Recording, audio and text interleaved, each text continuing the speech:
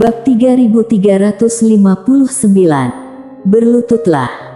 Mileye melihat Layla ini dengan ekspresi aneh. Tampaknya Layla ini cukup licik. Layla segera bertanya, "Bagaimana menurutmu?" Mileye tersenyum, "Apakah tempat itu benar-benar penuh dengan harta?" Layla mengangguk, "Ya, yang paling kaya di alam semesta ini adalah roh alam semesta." Mileye tertarik, "Bagaimana dengan orang-orang asing dari dunia nyata yang datang untuk membunuh makhluk spiritual di dunia ini?" Roh alam semesta tidak peduli. Layla menggeleng, "Mereka satu kelompok." Mileye mengerutkan kening, "Apakah ada yang membuatmu bingung?"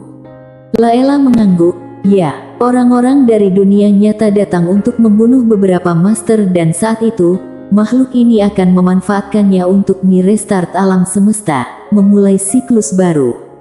Dengan cara ini, kekuatannya akan meningkat dengan sangat mengerikan setiap kali restart.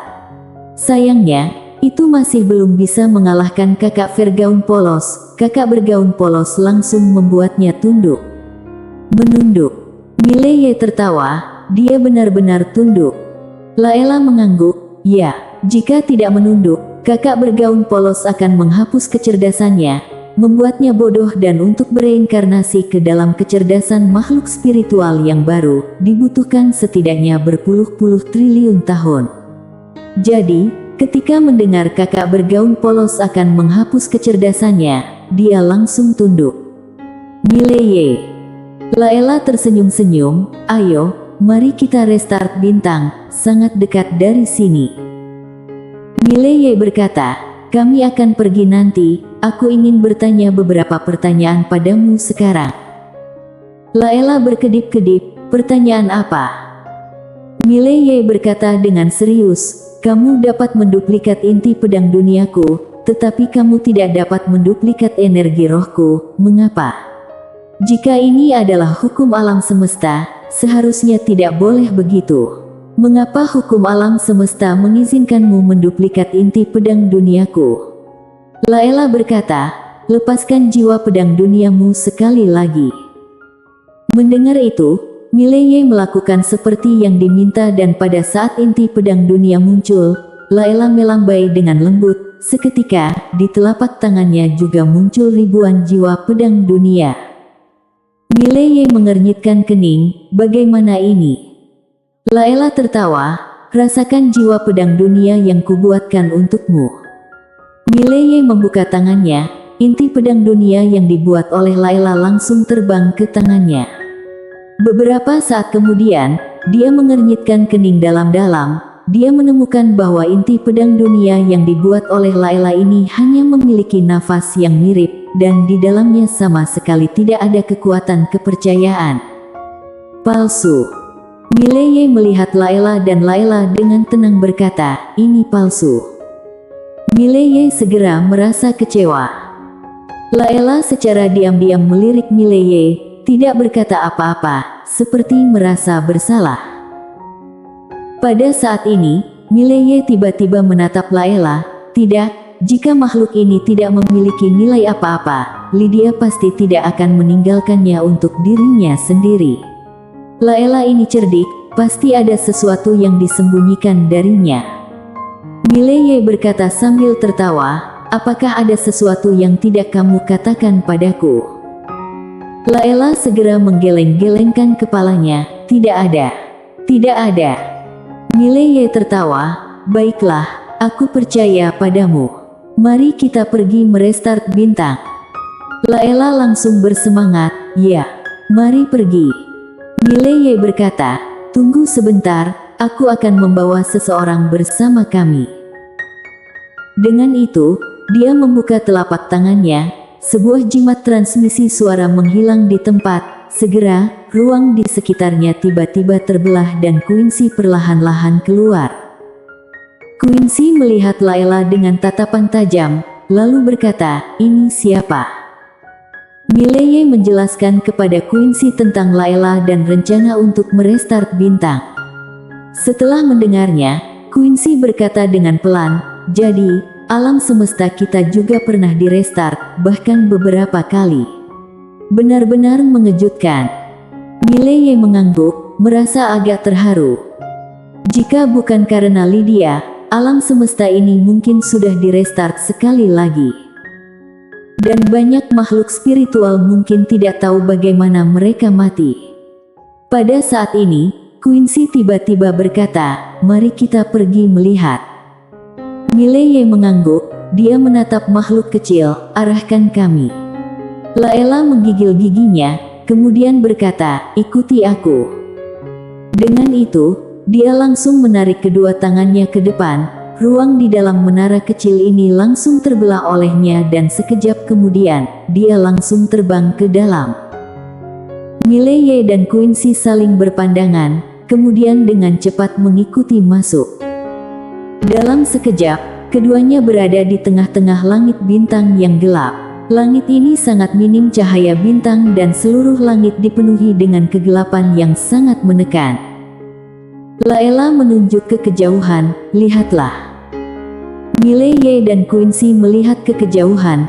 Di ujung pandangan mereka, ada gerbang cahaya setinggi ribuan meter. Di dalam gerbang cahaya, ada pusaran putih yang tidak dapat ditembus oleh kesadaran. Makhluk kecil dengan serius berkata, "Di dalam itu adalah restart bintang." Mileye tertawa, "Apakah ada bahaya?"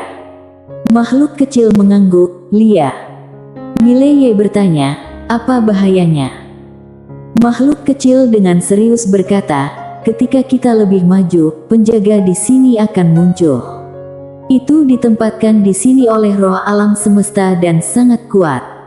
Mileye mengernyitkan kening. Waktu itu, apakah Lydia tidak membunuh pelindung ini ketika dia masuk dari sini?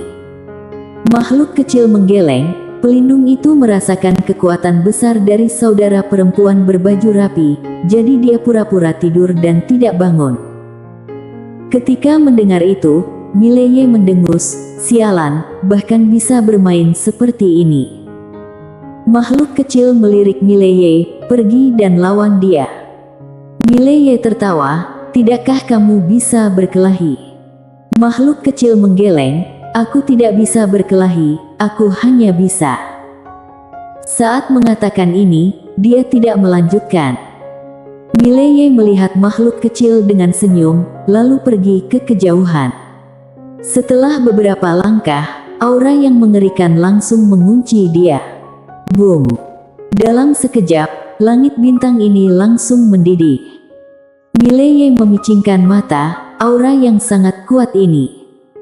Di alam semesta ini, ternyata masih ada master selevel ini benar-benar mengejutkan baginya.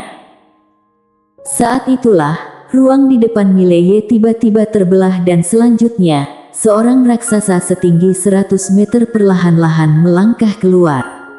Di tangan raksasa itu, dia bahkan memegang kapak raksasa. Setiap langkahnya membuat ruang di sekitarnya gemetar dan aura yang kuat seperti banjir besar langsung merayap keluar, sangat menakutkan.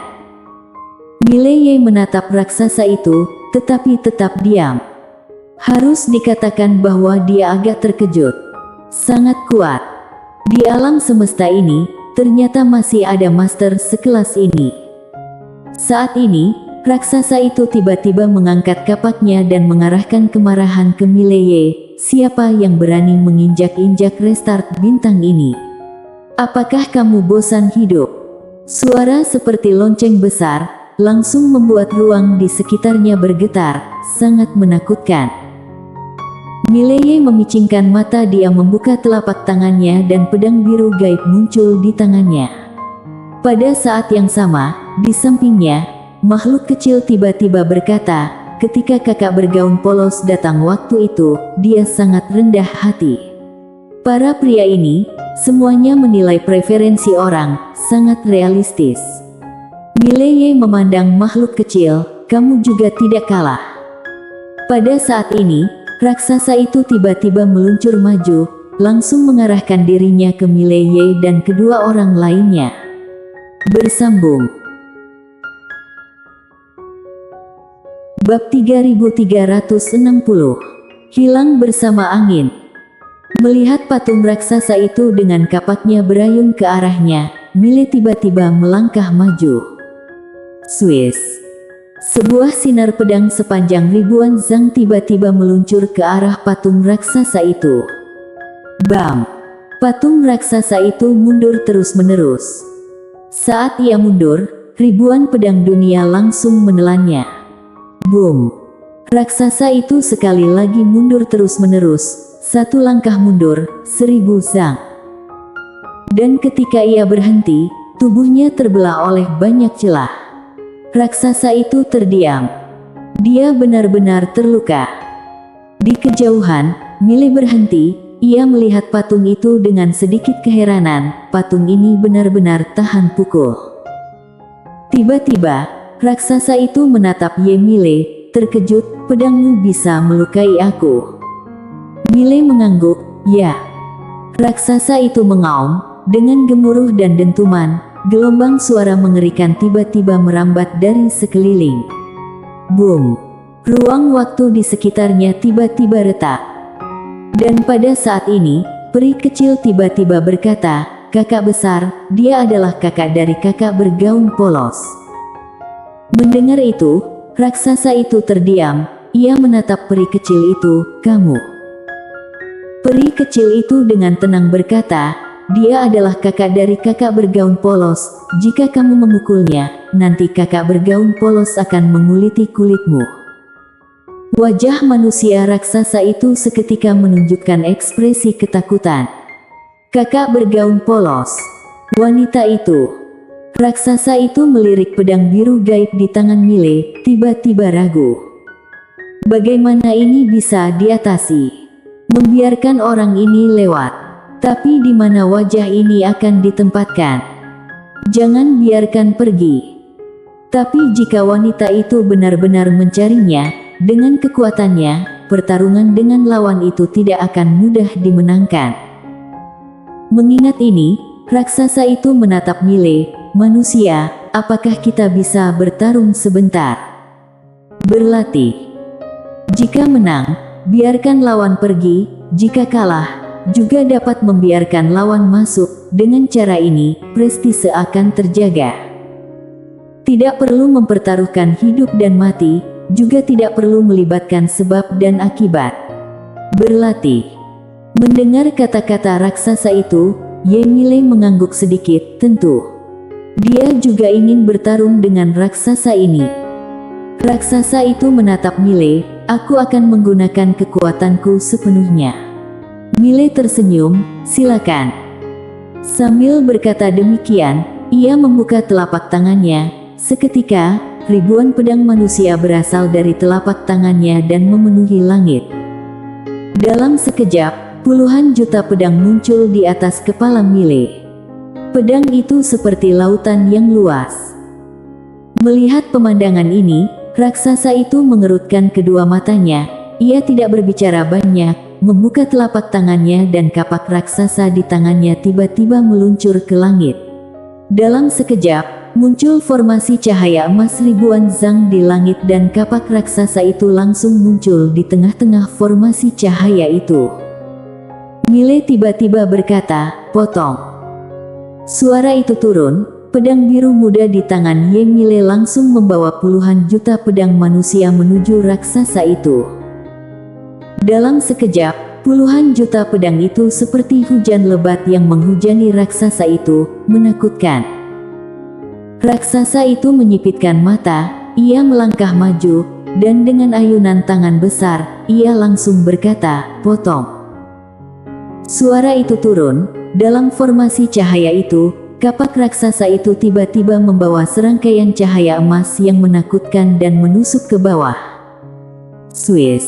Sebuah kapak jatuh dan puluhan juta pedang dunia langsung terdispersi. Melihat pemandangan ini, Mile mengernyitkan kedua matanya sedikit, pikirannya bergerak, semua pedang manusia seketika melebur ke dalam pedang biru gaib. Pedang biru gaib itu bergetar hebat, kemudian berubah menjadi cahaya pedang yang menusuk kapak itu. Boom! Dengan dentuman yang menggelegar, pedang dan kapak bergetar hebat dan sekitar ratusan ribu mil ruang waktu langsung terbenam dalam kegelapan. Setelah pedang dan kapak saling bertahan sejenak, tiba-tiba kapak raksasa itu muncul retak dan pada saat berikutnya, kapak raksasa itu hancur berkeping-keping, pedang biru gaib menembus langsung dan menusuk patung raksasa itu. Melihat pemandangan ini, mata raksasa itu langsung membesar, ia melangkah maju dan menyerang dengan tinju. Bam!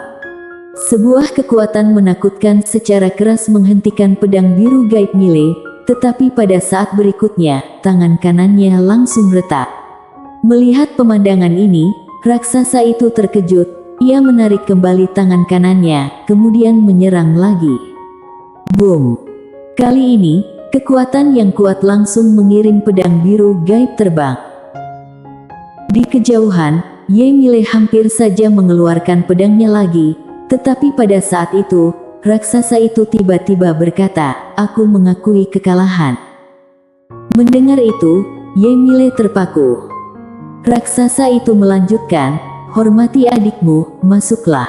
Aku tidak akan membuatnya sulit bagimu." Mendengar ini, Quincy hanya menggelengkan kepala, raksasa ini benar-benar tidak tahu malu. Peri kecil menatap raksasa itu dengan marah, sangat kesal. Mile juga agak bingung. Benar-benar tidak tahu malu. Namun, raksasa itu tidak memberi kesempatan pada Mile dan yang lainnya untuk berbicara, ia berbalik dan pergi. Mile tersenyum, "Ayo pergi." Setelah berkata demikian, ketiganya berjalan menuju pintu cahaya di kejauhan. Peri kecil tiba-tiba berkata, "Orang besar itu, betapa tebal mukanya." Quincy mengangguk setuju, "Ya." Peri kecil tiba-tiba menatap Mile, "Lebih tebal dari milikmu." Mile berkeringat dingin, ia memukul peri kecil itu, "Cukup, jangan katakan lagi lain kali." Peri kecil. Setelah ketiganya masuk ke pintu cahaya, mata mereka berkedip sebentar dan segera, mereka berada di tanah darah. Saat mereka memasuki tanah ini, Mile segera mengernyitkan keningnya. Tempat ini seolah-olah tidak memiliki energi spiritual sama sekali, tanahnya pecah-pecah dan berwarna merah darah, terlihat sangat menakutkan. Mile mengerutkan kening, "Laela, ini di mana?" Peri kecil berkata pelan, "Ini adalah tanah pemakaman." Mile menatap peri kecil, "Tanah pemakaman." Peri kecil mengangguk, tempat ini dulu menyaksikan jatuhnya miliaran makhluk spiritual ketika semesta dihidupkan kembali. Pada hari itu, darah merah mencelupi seluruh bumi atau lebih tepatnya, darah merah menyelimuti seluruh bumi selama miliaran tahun, tempat ini selalu berwarna merah darah tanpa pudar. Mile berkata dengan serius, "Setiap miliaran tahun akan ada siklus semacam itu." Peri kecil mengangguk, "Ya." Mile bertanya lagi, "Apakah saatnya sudah tiba sekarang? Bukankah begitu, Lia?" Laela berkata, "Pada awalnya, jiwa semesta ingin merestart semesta ini ketika roh-roh dewa bangkit, tetapi kemudian itu dihentikan oleh kakak bergaun polos. Sekarang, ia hanya tidur sepanjang waktu. Tidak peduli apa yang terjadi, ia tidak peduli, setiap hari hanya tidur." Quincy tiba-tiba berkata, "Berlagak." Peri kecil menatap Quincy, dan Quincy tertawa, ini artinya dia berpura-pura tidak tahu apa-apa. Peri kecil mengangguk, "Itu artinya?" Mile bertanya, "Apakah tidak mungkin untuk hidup bersama-sama?" Peri kecil menggeleng, "Tidak mungkin hidup bersama. Sebenarnya, hanya dapat hidup bersama untuk jangka waktu tertentu. Makhluk spiritual ini hidup di semesta, pasti akan terus mengembangkan sumber daya semesta dan sumber daya semesta tidak tak terbatas. Seiring berjalannya waktu, sumber energi semesta juga akan rusak. Oleh karena itu, untuk bertahan hidup, semesta akan merestart dirinya sendiri dalam jangka waktu tertentu. Dengan cara ini, masalahnya dapat teratasi dan semesta dapat memakan makhluk hidup untuk memperkuat dirinya sendiri." Baginya, ini adalah dua keuntungan dalam satu tindakan. Miley melihat peri kecil, jika ia merestart semesta, apakah ruang waktu seperti kalian juga akan direstart? Layla berkata, tubuh utama kami tidak, tetapi kecerdasan spiritual kami akan, karena tanpa kecerdasan spiritual, kami tidak dapat menyedot energi spiritualnya. Dan untuk kami melahirkan kecerdasan spiritual baru, dibutuhkan waktu yang sangat lama. Ketika dia mengatakan ini, dia tiba-tiba tersenyum. Sekarang aku tidak takut padanya, karena sekarang aku bersama saudara kakak bergaun polos. Meskipun semesta direstart, dia tidak berani menghapus kecerdasan spiritualku. Melihatku, dia harus memberiku 30% hormat. Tidak hanya itu, sekarang di seluruh semesta, siapa yang berani tidak menghormatiku? Siapa berani? Miley dan Quincy tetap diam. Peri kecil melihat Miley dan Quincy, mengedipkan mata kecilnya. Apakah aku terlihat seperti sedang membual sedikit? Bersambung.